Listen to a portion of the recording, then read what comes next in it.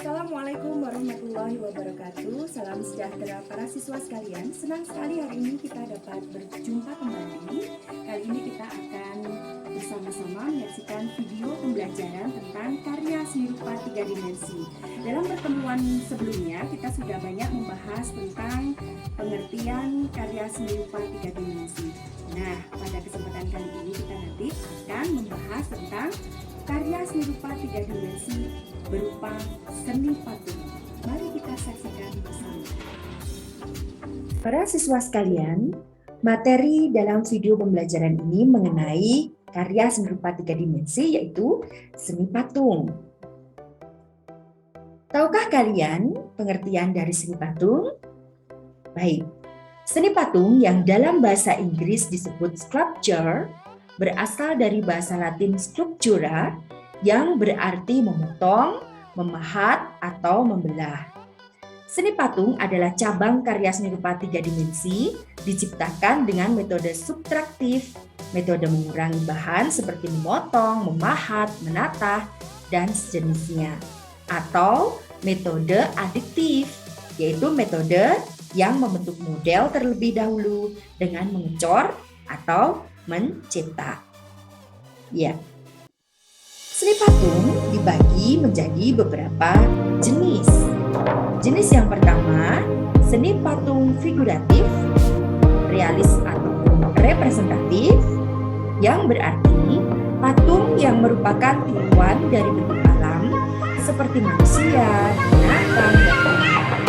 Dapat dikatakan patung ini nyata dalam wujudnya dan tidak hanya abstrak atau mengawang-awang. Contoh patung pahlawan, patung binatang, dan lain sebagainya. Jenis-jenis patung yang kedua yaitu patung non-figuratif atau imajinatif atau non-representatif. Adalah patung yang tidak meniru alam, terlepas dari wujud-wujud tiruan yang ada di alam. Patung ini perwujudannya tidak nyata dan bersifat abstrak, seperti patung abstrak geometris dan lain sebagainya. Kemudian, seni patung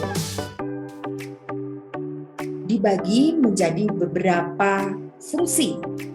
Fungsi yang pertama yaitu patung religi. Patung religi dinamakan demikian karena selain dari estetika tujuan patung untuk sarana beribadah, jenis-jenis patung ini juga memiliki makna religius. Patung-patung pada masa dahulu seringkali dibuat untuk kepentingan keagamaan. Misalnya pada masa kejayaan Hindu dan Buddha, patung dibuat untuk menghormati dewa atau untuk mengenang orang-orang yang diagungkan, misalnya raja atau pemimpin keagamaan ataupun komunitas dari mereka. Fungsi yang kedua yaitu patung monumen. Patung monumen biasa dibuat untuk memperingati atau peringatan sebuah peristiwa atau kejadian yang bersejarah. Patung monumen juga dibuat untuk mengenang jasa seorang pahlawan besar dalam sebuah bangsa atau kelompok kenegaraan. Baik, jenis berikutnya adalah jenis patung arsitektur, yaitu jenis patung yang memiliki nilai estetika dan berfungsi untuk menopang suatu konstruksi bangunan. Patung arsitektur mengutamakan kekokohan dan detail-detail keindahan guna memanjakan mata bagi yang memandangnya. Jenis-jenis patung yang keempat yaitu patung dekorasi. Biasanya berfungsi untuk menghias suatu bangunan atau suatu tempat. Patung dekorasi juga bisa kalian temukan di sebuah taman, baik pribadi maupun umum. Tujuannya tidak lain adalah untuk mempercantik atau memperindah pemandangan di sekitar. Baik, para siswa sekalian, jenis-jenis patung yang kelima dari segi fungsi ya, patung seni. Patung seni dibuat dengan tujuan murni untuk estetika. Artinya, fungsi patung seni murni untuk dinikmati keindahannya saja dari segi bentuk dan makna bagi yang memahaminya. Patung seni bisa kalian temukan dalam pameran-pameran kesenian, di museum, atau di sebuah gedung dan tempat-tempat penting lainnya. Baik, Berikutnya adalah patung kerajinan. Patung kerajinan adalah jenis patung yang murni diproduksi untuk tujuan konsumerisme. Artinya patung kerajinan adalah patung yang diperjualbelikan secara bebas dengan berbagai tujuan, baik untuk hiasan rumah, taman, ataupun souvenir. Ya, anak-anakku ataupun para siswa sekalian, tadi sudah dibahas mengenai pengertian seni patung, kemudian pembagian seni patung dari segi bentuk, dan fungsi seni patung itu sendiri. Nah, kali ini kita akan lanjutkan dengan tema dan fungsi seni patung. Sebelum kita membahas tentang tema dan fungsi seni patung, silakan kalian perhatikan skema yang ada di dalam tampilan. Tahukah kalian bahwa secara umum setiap karya seni tentu ada tema yang mewakilinya? Bahkan sebelum karya seni tersebut dibuat, ya, tema merupakan hal pokok yang harus ditentukan terlebih dahulu oleh seorang seniman. Dan pengertian tema adalah gagasan atau ide ataupun isi yang terkandung di dalamnya.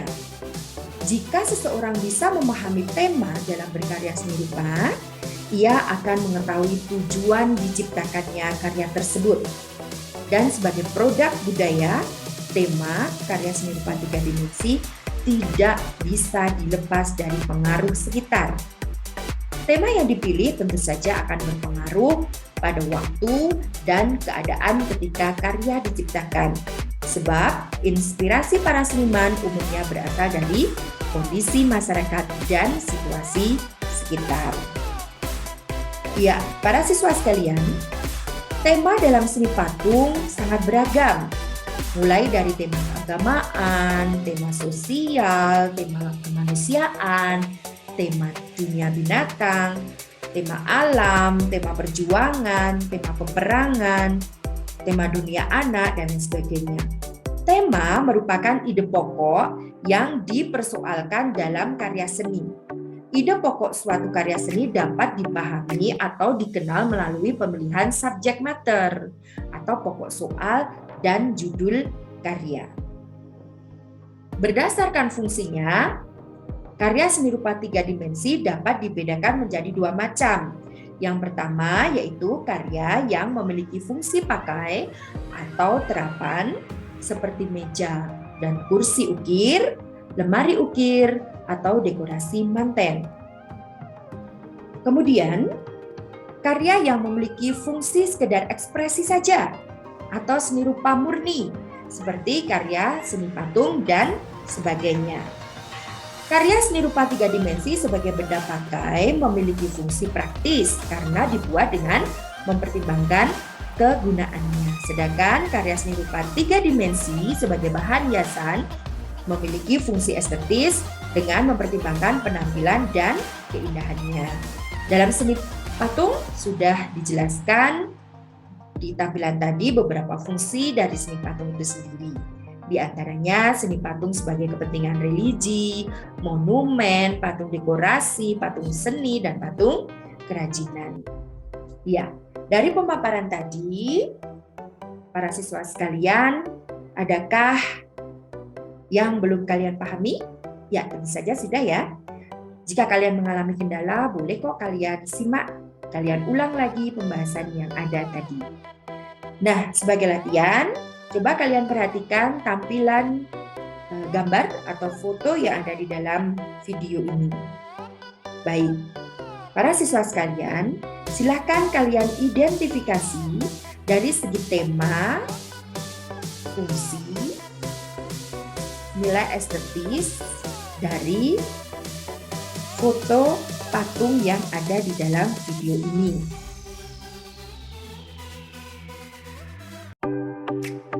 Dari pembelajaran kali ini dapat kita tarik kesimpulan, seni patung adalah karya seni rupa 3 dimensi yang diciptakan dengan membentuk bahan bervolume yang dapat berupa bahan lunak, sedang, dan keras dengan cara subtraktif yang berarti mengurangi bahan seperti dipahat dan dipotong atau dengan aditif, yaitu berarti menambahkan bahan seperti mengecor ataupun mencetak. Ya, berdasarkan perwujudannya, jenis patung dapat dibagi menjadi dua macam, yaitu figuratif dan non-figuratif. Figuratif tadi yang menirukan alam seperti wujud manusia, hewan, dan tumbuhan, sedangkan yang non-figuratif yaitu tidak menirukan alam dan memiliki bentuk abstrak. Patung memiliki fungsi yang beragam, dari fungsi religius dan spiritual, untuk agama tentunya, dan kebudayaan tertentu, hingga ke dekorasi dan komoditi untuk dijual. Berbagai teknik dan alat yang digunakan sangat bergantung pada bahan yang digunakan untuk membuat patung itu sendiri. Misalnya, alat pahat nih digunakan untuk teknik pahat, menggunakan bahan yang berkarakter sedang ataupun keras. Kemudian alat sudip atau butsir digunakan untuk membentuk kanariat dan bahan-bahan lunak lainnya. Baik, para siswa sekalian, demikian video pembelajaran kita kali ini tentang materi karya seni rupa 3 dimensi, yaitu seni patung. Selamat belajar dan sukses selalu. Terima kasih.